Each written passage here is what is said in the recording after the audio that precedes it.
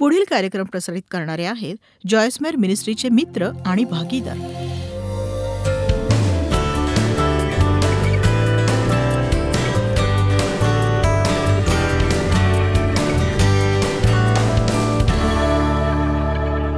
कुणीतरी असं म्हटलंय, लिहिणारी व्यक्ती अनामिक आहे, कोण ते माहीत नाही, पण हे खूप छान आहे. तुम्ही तुमच्या मनात जे काही बाळगून ठेवता ते तुमच्या जीवनात घडेलच.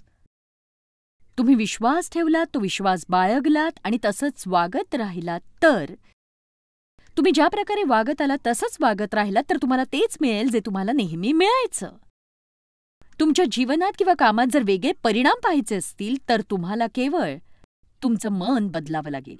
किती जणांना आपल्या आयुष्यात वेगळे परिणाम पाहायचे? तुमचे विचार बदलल्याशिवाय तुम्हाला ते मिळणार नाहीत. आणि बघा, आपल्या विचारांचं सामर्थ्य ही एक आश्चर्यकारक बाब आहे. एखादी गोष्ट तुम्ही करू शकत नाही असं वाटत असेल तर तुम्हाला ती करता येणार नाही ही शक्यता आहे. तुमच्या मनाचा तुमच्यावर तेवढा प्रभाव असतो. तो असतोच. आपण करू शकतो हा विश्वास आपण ठेवावा. माझ्या जीवनात जे काही करायची गरज आहे ते मी ख्रिस्ताने पुरवलेल्या शक्तीद्वारे करू शकते.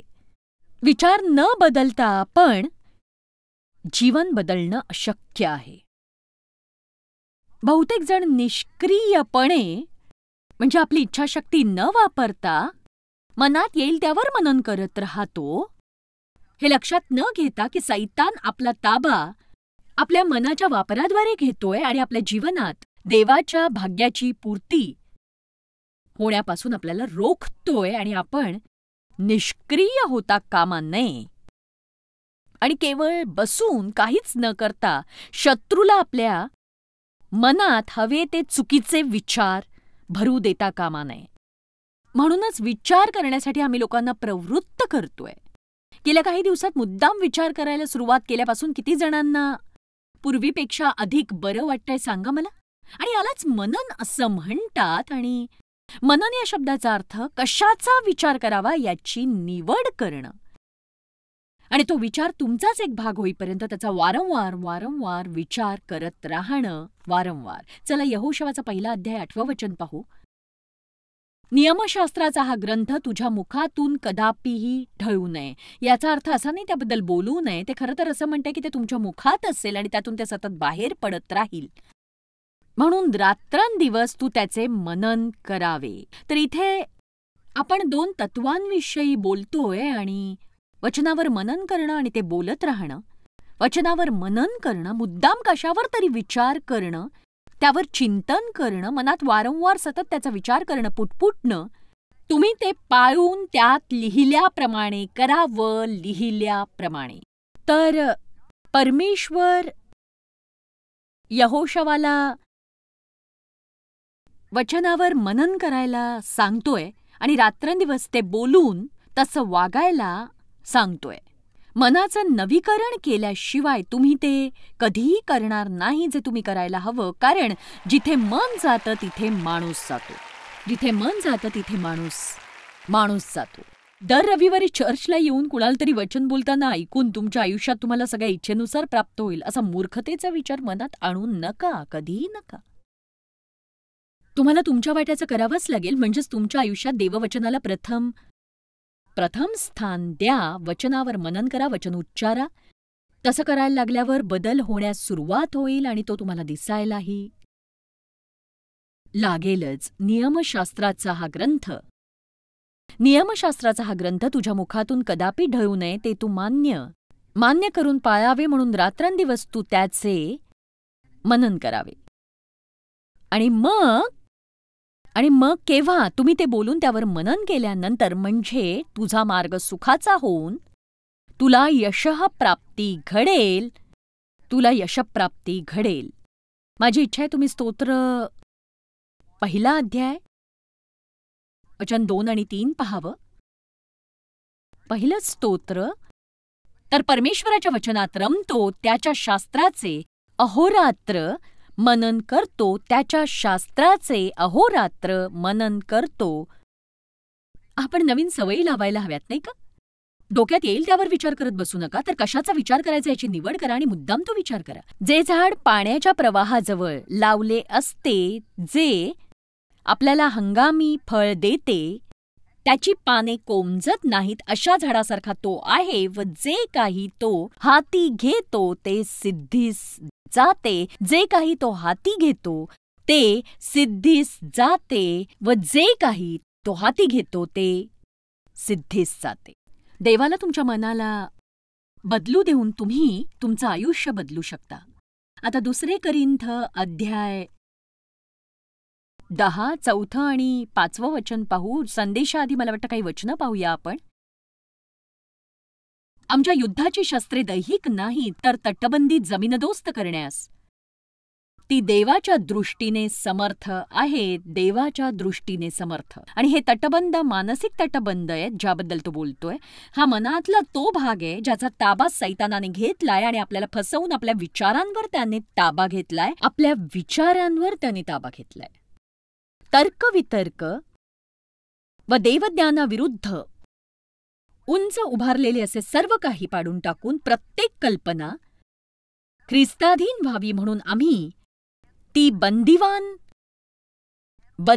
करून नेतो. तर्कवितर्क व देवज्ञानाविरुद्ध उंच उभारलेले असे सर्व काही पाडून टाकून प्रत्येक कल्पना ख्रिस्ताधीन व्हावी म्हणून आम्ही ती बंदिवान करून नेतो. आम्ही ती बंदिवान करून नेतो. आम्ही ती बंदिवान करून नेतो. तर निष्क्रियपणे बसून डोक्यात येईल तसा विचार तुम्ही खरं तर करता कामा नये. मला ते जमणारच नाही, मला जमणार नाही, मला नाही जमणार, मी अपयशी आहे, मला काहीच बरोबर करता येत नाही. सगळ्यांनी मला आशीर्वाद दिले पण माझ्याकडे नसतील पैसे कधीच. प्रत्येक वेळी हातात पैसा आला पण तो काढून घेण्यासाठी काहीतरी होतंच. माझं स्वतःचं घर कधीच नसेल, माझी स्वतःची गाडी नसेल, मी कधीच कर्जमुक्त होणार नाही, माझी मुलं व्यसनी बनतील, काय होईल कुणास ठाऊक, जगाचं काय होईल, आर्थिक परिस्थिती कशी असणार आहे, मला इतकी भीती वाटतेय, खरंच खूप भीतीच वाटतेय मला.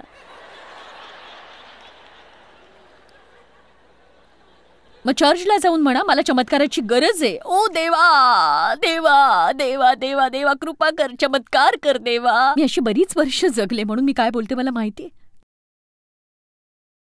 तुमचे विचार बदला, मनाचं नवीकरण करा. देवाच्या प्रती आज्ञाधारक होण्यासाठी लागणारं तुम्हाला सगळं काही मिळेल आणि तुम्ही जितके आज्ञाधारक बनाल तितका बदल तुम्हाला तुमच्या जीवनात नक्कीच दिसेल. परमेश्वर तुमच्या सगळ्या गरजा विपुलतेने भागवू इच्छितो. चर्चमध्ये तुम्ही भरभराट हा शब्द ऐकला असेल. मला भरभराटीची प्रचारक असं नाव मिळालंय आणि हे ऐकायला जरा विचित्र वाटतं, जणू मी केवळ त्याचाच प्रचार करते असं नाहीये. पण आणि बघा मला असा विश्वास आहे की देव त्याच्या लोकांना आशीर्वाद देऊ इच्छितो.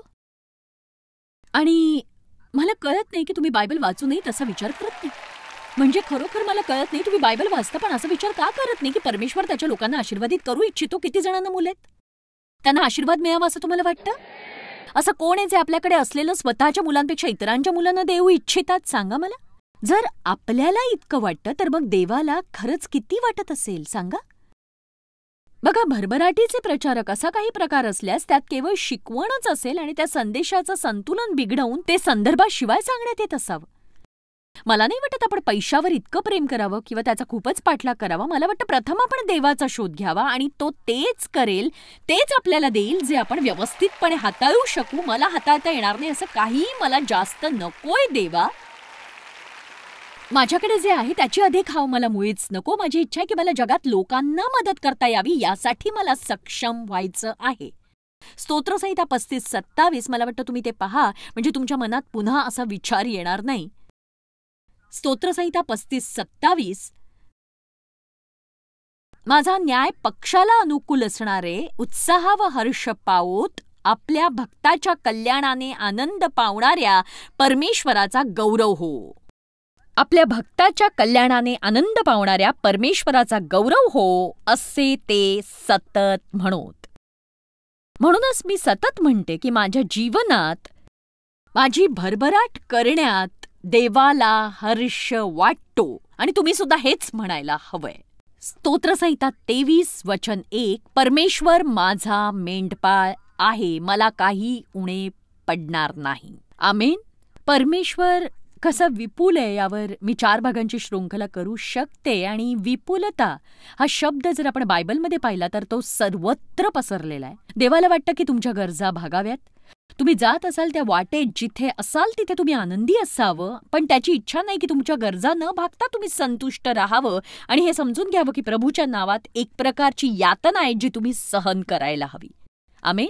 परमेश्वर तुमच्या गरजा भागवू इच्छितो. तुम्हाला चांगली नोकरी असावी, त्याची इच्छा आहे तुमच्याकडे राहायला चांगली जागा असावी, तुम्ही जायला हवं तिथे जाण्यासाठी तुम्हाला एखादं वाहन असावं, तुम्हाला चांगले मित्र असावेत, परमेश्वराला तुम्ही ओळखावं, तुमचं आध्यात्मिक जीवन उत्तम असावं. परमेश्वर तुम्हाला तुमच्या आयुष्याच्या प्रत्येक क्षेत्रात आशीर्वादित करू इच्छितो. आध्यात्मिक, मानसिक, भावनिक, शारीरिक, आर्थिक आणि सामाजिक. कोणी आमेन म्हणणार आहे का इथे?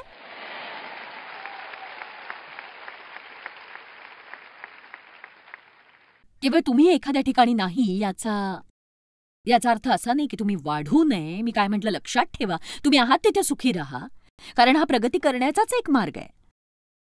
तुमच्याकडे पुरेसं असलं तरी त्याबद्दल आनंदी राहा, पण तिथे असताना असं म्हणू नका की मला कधीच काही मिळणार नाही, मला परवडत नाही, मला परवडत नाही, मला परवडत नाही, माझ्याकडे कधीच पुरेसे पैसे नसतात, कधीच नसतात पुरेसे पैसे, मी कर्जमुक्त नाही होणार. याच वेळी तुम्ही म्हणायला हवं, प्रभूचं नाम मोठं केलं जावो, जो आपल्या लोकांच्या भरभराटीत आनंद करतो. मी दिवस रात्र वचनावर मनन करते. मला माहिती देव माझ्यावर प्रीती करतो, तो मला मेहेर नजर देईल, तो माझं जीवन आशीर्वादित करेल. एक सांगू, मी रोज म्हणते की परमेश्वर माझ्यासाठी योग्य दरवाजे उघडतो आणि अयोग्य बंद करतो.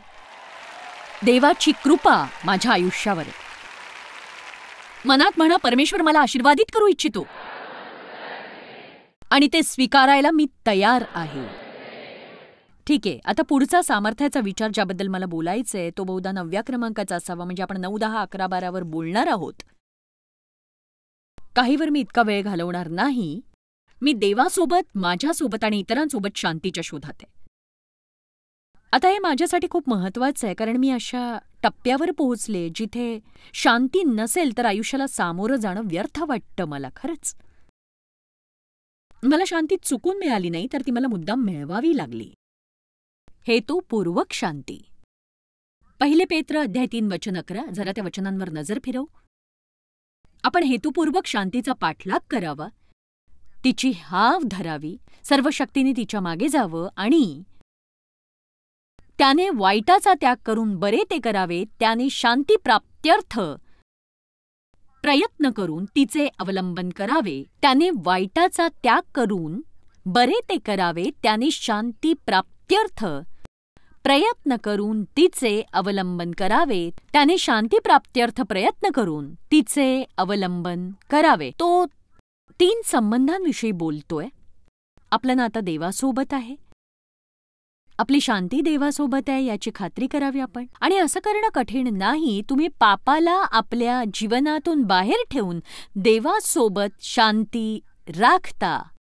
आणि हे करण्याचे 2 मार्ग आहेत. तुम्ही सुरुवातीपासूनच योग्य ते करता, किंवा चूक झाल्यावर तुम्ही तत्परतेने पश्चाताप करता, देवाकडे क्षमा मागता, झालं ते निपटून टाकता आणि देवासोबत शांती टिकवून ठेवण्याचा प्रयत्न करता. आज्ञाभंग करून तुम्हाला देवासोबत शांती कधीही लाभणार नाही. तुम्ही किती लपवायचा प्रयत्न केला तरी तुम्ही स्वतःसोबत प्रामाणिकता राखून तुम्हाला देवासोबत शांती लाभणार नाही. आणि मग तुम्ही जे करता त्यासाठी कितीही सबबी सांगितल्या तरी तुम्हाला जर तुमच्या मनात खरोखर असं वाटत असेल की तुम्ही एखादी गोष्ट करू नये, तर तुम्हाला देवासोबत शांती लाभणार नाही. आमेन. आणि मी हे ज्या पद्धतीने सांगितलं त्यापेक्षा अधिक चांगली पद्धत मला खरंच येत नाही. आपण जेव्हा खरोखर काही करू इच्छितो, आपण सबबी सांगतो, पण सगळेजण तसं करतात. सगळे काय करतात त्याची पर्वा देवाला नाहीये. त्याचा संबंध केवळ तुमच्याशी आहे. तुमच्या जीवनात असेही लोक असतील जे काहीतरी करून त्यांना देवाकडून दोषी भावना मुळीच वाटत नसेल, पण देव तुम्हाला ते करू देणार नाही.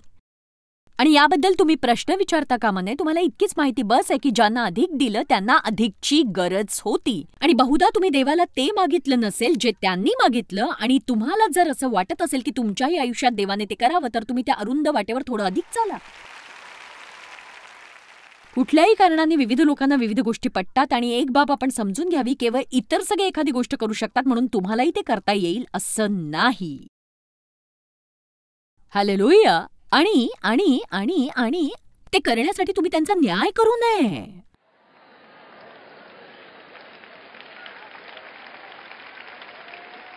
कारण जेव्हा लोक पवित्र जीवन जगू इच्छितात आणि त्यांना असं वाटतं की केवळ तेच आहेत जे योग्य ते करतायत आणि मग अचानक ते इतर सगळ्यांचा न्याय करू लागतात जे ते करत असलेलं करत नसतात. लोकांना एकटं सोडा, त्यांच्यासाठी प्रार्थना करा, परमेश्वराला त्यांना हाताळू द्या, तुम्ही ते करा जे तुम्ही करण्याची गरज आहे आणि मग सगळं काही ठीक होईल. नक्कीच. परमेश्वरासोबत शांती. दुसरी खात्री जी तुम्ही करावी ती म्हणजे स्वतः बाबतीतली शांती. याबद्दल मी बरंच बोलले, मी बरंच शिकवतेही, कारण ही माझ्या जीवनातली खूप मोठी समस्या होती आणि मला वाटतं बऱ्याच लोकांच्या जीवनातली मोठी समस्या आहे. लोकांची पटवून घेणं मला खरंच खूप कठीण जायचं. मला लोकांवर प्रेम करायचं होतं, मला व्हायचं होतं अधिक दयाळू, प्रेमळ, संयमी, सौम्य, पण तसं करणं मला जमतच नव्हतं आणि शेवटी परमेश्वराने मला प्रकट केलं की मी कुणावरही प्रीती करू शकत नव्हते, कारण मला मीच आवडत नव्हते. कारण तुमच्याकडे जे नाही ते तुम्ही इतरांना देऊ शकत नाही. तुमचं स्वतःशी योग्य ते नातं हवंच. आणि मी जो शास्त्रभाग दाखवला त्याने हे सिद्ध होतं. आपण पुन्हा 1 पेत्र 3:11 पाहू, त्यातला शेवटचा भाग. केवळ निष्क्रियपणे इच्छा करू नये, केवळ निष्क्रियपणे माझ्याकडे शांती असती तर. नाही, अशाने शांती मिळत नाही. त्याची हाव धरायला हवी, त्याचा पाठलाग करायला हवा, सर्व शक्तीने त्याच्या मागे जा आणि तुमच्या जीवनातून शांती हिरावून घेणाऱ्या गोष्टी तुम्हाला सापडतील, पण त्यांना तुम्ही झटकून टाका. आमेन. चला ते वचन पुन्हा बघू. देवासोबत, तुमच्या सोबत्यांसोबत आणि स्वतःसोबत केवळ शांतिमय नात्याची इच्छा बाळगू नका. 3 असे संबंध आहेत ज्याबद्दल तो बोलतोय, जिथे आपण शांती असण्याची खात्री बाळगायला हवी. म्हणूनच मी आज तुम्हाला विचारतीये, तुम्हाला तुम्ही स्वतः आवडता का? काहींना आवडता, पण मी खात्री देऊ शकेन की बऱ्याच लोकांना ते स्वतःच आवडत नाहीत. आवडता का तुम्ही तुम्हाला? आवडता का तुम्ही तुम्हाला? तुम्ही स्वतःला स्वीकारलंय का?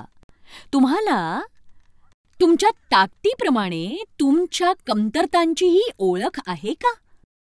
आहे का सांगा? खरं सांगायचं तर तुम्हाला त्याने फरक पडत नाही. मी असं नाही म्हणत की पापाच्या प्रती एक हलकी प्रवृत्ती ठेवा, किंवा मी असंही म्हणणार नाही की आपली एखादी कमजोरी किंवा पाप नाही. त्या अशा काही गोष्टी आहेत ज्याबद्दल आपण वेगळे असतो तर खरंच बरं झालं असतं आणि आपल्याला वाटतं इतरांप्रमाणे आपल्याला काही करता आलं असतं तर बरं झालं असतं, पण हे त्यांच्यासाठी किती सोपं असतं आणि आपल्यासाठी किती कठीण. माझ्या पतीला शांत राहून सगळ्याकडे आरामात पाहणं हे माझ्यापेक्षा सोपं जातं. या बाबतीत मला स्वतःला सवय लावावी लागते. मी त्याच्यासारखी असते तर किती बरं झालं असं वाटलं मला अनेकदा. मी म्हटलं त्याला, मला हे कधी जमणार? तुला का कधीच काळजी करावी लागत नाही किंवा काळजी करण्याचा प्रयत्नही तू करत नाहीस? प्रत्येक काळजीसाठी देवचं एकच उत्तर असतं, काळजी त्याच्यावर टाका. मला जेव्हा अडचण असते मी त्याच्याकडे सल्ला मागायला सुद्धा जात नाही, कारण मला माहित असतं तो म्हणेल काळजी त्याच्यावर टाक, आणि तो बरोबर असतो. पण त्याच्यासाठी हे माझ्यापेक्षा सोपं असतं. खरं तर आपण याला कमतरता म्हणू शकू का? माहित नाही, बहुधा, कारण या बाबतीत मी त्याच्यापेक्षा जरा कमजोर आहे. पण एक सांगू का, मी कोण आहे हे मी ओळखते. तुम्ही जे आहात तसे तुम्ही असता. मी त्या बाबतीत थोडे अधिक कष्ट करीन. देवच्या आयुष्यात काही बाबी आहेत ज्यावर त्याला अधिक करावे लागतात. आणि बघा, तुम्ही परमेश्वरासाठी आश्चर्य नाही आहात. त्याला तुम्ही अचानक सापडून तो असं म्हणाला नाही की बापरे, आता मी कशासोबत अडकलो. बायबल म्हणतं परमेश्वराने तुम्हाला हेतूतः निवडलंय, कारण त्याचं तुमच्यावर प्रेम आहे. त्याला तुमचा शेवट सुरुवातीपासून माहिती आहे. तो उत्पादक आणि पूर्ण करणारा आहे. तुम्ही श्वास घेण्याआधी तुमच्या जीवनातला प्रत्येक दिवस त्याच्या पुस्तकात लिहिला गेलेला आहे. तुम्ही न उच्चारलेला प्रत्येक शब्दही, तुम्ही न उच्चारलेला प्रत्येक शब्द देव जाणतो. कुठलाही निर्णय घेण्याआधीच तो ते जाणतो आणि तरीही तो म्हणतो, मी तुझ्यावर विनाअट प्रेम करतो, मी तुला कधीही सोडणार नाही, मी तुझ्या सोबत कार्य करीन, मी तुला धरून ठेवीन, मी तुझ्यावर लक्ष ठेवीन.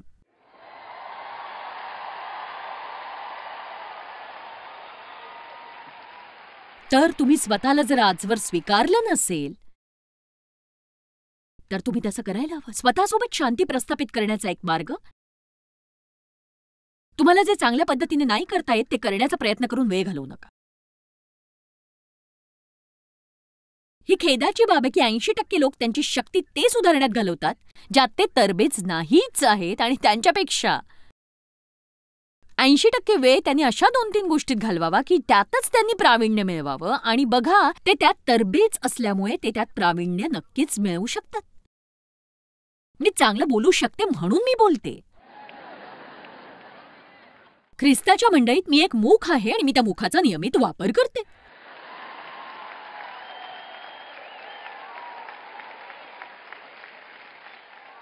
परमेश्वरासोबत शांती, स्वतःसोबत शांती, तुमच्या सख्या सोबत्यांसोबत शांती, पण तुमचं जगातल्या इतक्या लोकांशी पटेल? हो, अरे बापरे. ऐका, नंबर 1, सगळ्यांनी तुमच्यासारखं असावं ही अपेक्षा करू नका, कारण ते तसे नसतील. आपण सगळेच काही कारणास्तव वेगळे असतो. एकाच आईवडिलांची दोन्ही मुलं इतकी वेगळी असतात. ही दोन्ही मुलं एकाच आईवडिलांची आहेत का नक्की? म्हणजे ते एकमेकांचे इतके विपरीत असतात आणि तुम्हाला वाटतं की ते कुठून आलेत ते? दुसऱ्या ग्रहावरून तर नव्हे. आणि तरीही परमेश्वर लोकांना काही वरदानं देतो आणि तो आपल्याला वेगळा स्वभाव देतो, कारण आपल्याला एकमेकांची गरज असते. पण सैतान सतत आपल्यात भांडणं लावू पाहतो, कारण काय होईल हे तो आपल्यापेक्षा अधिक चांगल्या पद्धतीने जाणतो की आपल्यात किती सामर्थ्य येईल जर आपण एकमेकांसोबत ऐक्याने आणि सलोख्याने राहू. तुम्ही एकच गोष्ट करावी, ती म्हणजे प्रेषितांची कृत्य वाचावी. म्हणजे तुम्हाला समजेल, जेव्हा मंडळी नवीन होती, सुरुवातीच्या काळात होती, कुठलाही विचित्रपणा, विभागणी आणि पंथ असण्याआधी सगळ्या गोष्टी वेगळ्या होत्या. किती सामर्थ्यशाली मंडळी होती. चमत्कार, लोकांना मृतातून उठवलं जायचं, लंगडे चालायचे, बहिरे ऐकायचे, आणि इतरांची मदत करण्यासाठी लोक त्यांच्याकडे हवं असलेलं द्यायचे, सगळं द्यायचे. पण तुम्ही लोकांना केवळ पुरेसा वेळ द्यायला हवा. मला असं नाही म्हणायचं, पण लोकांची कधी इच्छा असते की मी कशात तरी भाग घ्यावा, आणि माझी इच्छा असते, कारण सुरुवातीला सगळं चांगलंच असतं, पण अचानक कुणाला तरी प्रमुख व्हावं लागतं, आणि मग एका व्यक्तीला दुसरी व्यक्ती काय करते ते आवडत नाही, आणि मग ही व्यक्ती वरचढ येऊन ताबा मिळवू पाहते, आणि मग ते गटाची विभागणी करून एकाला दुसऱ्याच्या विरुद्ध करतात. आणि मला वाटतं, मला आयुष्यात असल्या गोष्टींसाठी जराही वेळ नाहीये, नक्कीच नाही जमणार मला ते.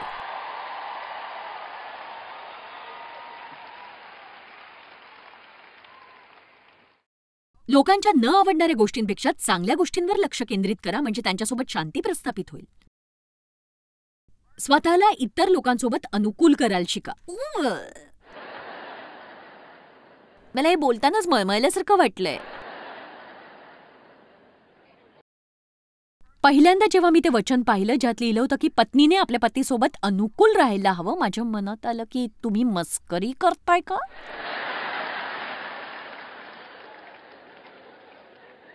मस्करी करताय ना?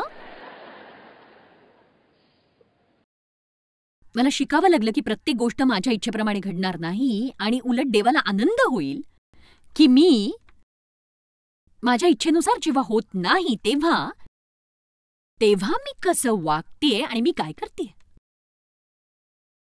आपण तणावात असताना कसे वागतो? आता ऐका, आपण तणावात असताना कसे वागतो यावरून आपली पुढच्या पातळीवर जाण्याची पात्रता आहे की नाही ते कळतं.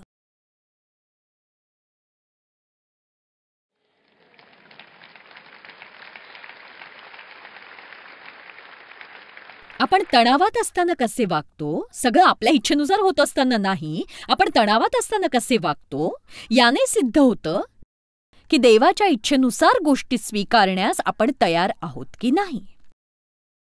ठीक आहे, अजून एक प्रयत्न मी करून बघते. आपण तणावात असताना कसे वागतो याने आपले खरे रूप कळते, आपण खरंच कोण आहोत आणि आपण आयुष्यात काय सुधारण्याची गरज आहे. आणि जेव्हा तुम्ही अडचणीत फसता, वाईट वागता, तुम्ही निराश व्हायची गरज नाहीये. तर तुम्ही म्हणायला हवं की देवा, मला वाटतं मी काय सुधारायला हवं हे मला कळतंय. ते मला दाखवल्याबद्दल आभारी, निदान मी स्वतःला फसवत तरी नाहीये. म्हणजे निदान मी अशा टप्प्यावर पोहोचेन जिथे मी म्हणेन, देवा मी तुझे आभार मानते की निदान स्वतःची मी फसवणूक करत नाही, मी स्वतःला नको तितकं मोठंही समजत नाही. म्हणूनच याकोबाच्या पहिल्या अध्यायात म्हटलंय, नाना प्रकारच्या संकटांनी तुमची परीक्षा होते, तेव्हा तुम्ही केवळ आनंदच माना. तुम्हाला ठाऊक आहे की तुमच्या विश्वासाची परीक्षा उतरल्याने धीर उत्पन्न होतो.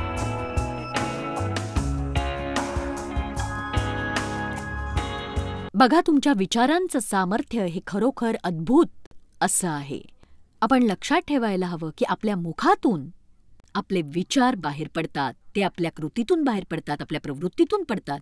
म्हणून आपण खात्री करावी आपल्या विचारांनी आपल्या जीवनात भर पडेल आणि आपल्या जीवनातून आपण गोष्टींना कधीही दुरावणार नाही. गरज पडणार आहे यापेक्षा की सैतान तुमच्या आयुष्यातलं काही चोरू पाहिल आणि तुमचं आयुष्य कचऱ्याने भरून टाकेल. देवासारखा विचार करायला जर शिकलात तर तुमचं आयुष्य तसंच असेल जसं देवाला वाटतं असावं. जॉयस मेयर मिनिस्ट्रीज करता तुम्ही खूप मौल्यवान आहात. आम्हाला तुमचं कौतुक आहे आणि जगभरामध्ये हे सेवा कार्य शक्य करण्याकरता आम्ही आमच्या मित्रांचे आणि पार्टनर्सचे आभारी आहोत. आम्ही एकत्रितपणे भुकेल्यांना खाऊ घालतो, गरिबांना वस्त्र देतो आणि राष्ट्रांना सुवार्ता सांगतो. तुमच्या प्रार्थनेच्या विनंती करता आमच्याविषयी आणखी माहिती मिळवा. जॉयसच्या कॉन्फरन्सच्या तारखा पहा आणि ख्रिस्ताची प्रीती जगभरामध्ये पसरवण्याकरता आमचे सहभागी व्हा.